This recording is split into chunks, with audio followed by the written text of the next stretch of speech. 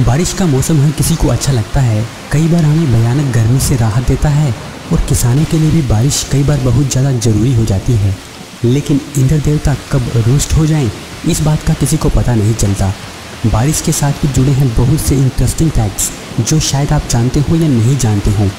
जैसे कि क्या आप जानते हैं कि बारिश सिर्फ हमारे ग्रह पृथ्वी पर ही नहीं होती बल्कि दूसरे ग्रहों पर भी होती है, लेकिन कहीं लोहे तो कहीं एसिड की बारिश होती है। ऐसे ही और भी अमेजिंग फैक्ट्स, अजब गजब फैक्ट्स के इस वीडियो में आज हम आपको बताने वाले हैं। तो आइए जानते हैं most amazing facts about rain. सबसे ज़्यादा बारिश, पूरी दुनिया में सबसे ज़्यादा बारिश भारत के मसेंड्रा मेघालय में होती है। यहाँ पर 11,873 mm बारिश प्रति वर्ष होती है, जो कि Guinness book of world record में दर्ज है। इसके अलावा दूसरा सबसे ज़्यादा बारिश वाला स्थान भी मेघालय का चेरापूंजी है, जहाँ पर प्रतिवर्ष 11,430 mm बारिश होती है। मेघालय का अर्थ ही है मेघों यानी बादलों की भूमि। इन दोनों स्थानों पर ज़्यादातर बारिश जून से सितंबर के बीच मानसून में होती है। Artificial rain. 21वीं सदी में इंसानों को बारिश के लिए पूरी तरह से इंद्र देवता पर निर्भर रहने की ज़रूरत नहीं है, क्योंकि इंसान खुद से बारिश करवा सकता है। लेकिन आर्टिफिशियल रेन की भी बहुत सी चुनौतियाँ हैं। आर्टिफिशियल रेन और क्लाउड सीडिंग की क्या चुनौतियाँ हैं, आप हमें कमेंट में लिखकर ज़रूर बताएं।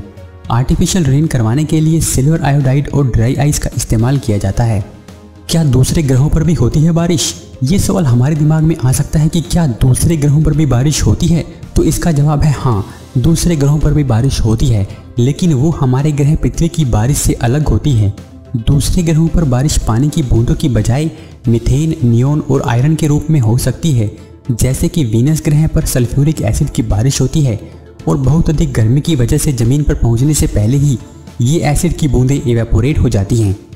बारिश में घास क्यों लगती है ज़्यादा सुंदर? हम अक्सर देखते हैं कि बारिश के बाद घास का रंग और भी ज़्यादा हरा हो जाता है और घास ज़्यादा सुंदर लगने लगती है।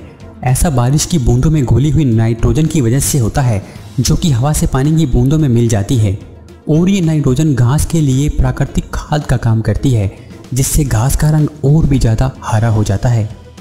सबसे कम बारिश वाली जगह। हम जानते हैं सबसे ज़्यादा बारिश कहाँ होती है, और हो सकता है आपको लगता हो कि किसी रेगिस्तानी जगह पर दुनिया की सबसे कम बारिश होती होगी, लेकिन ऐसा नहीं है दोस्तों। दुनिया में सबसे कम बारिश होती है अंटार्कटिक में।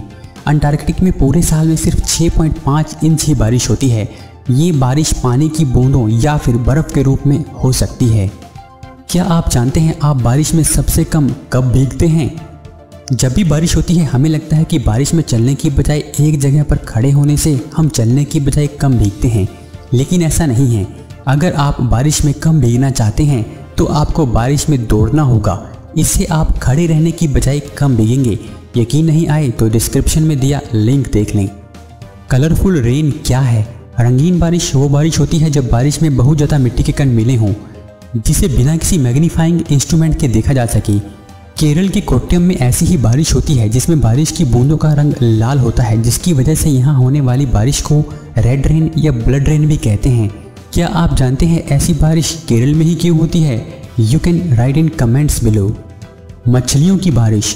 दुनिया में कहीं ज़्यादा तो कहीं कम और कहीं रंगीन बारिश होती है, लेकिन एक जगह ऐसी भी है जहाँ मछलियों की बारिश होती है।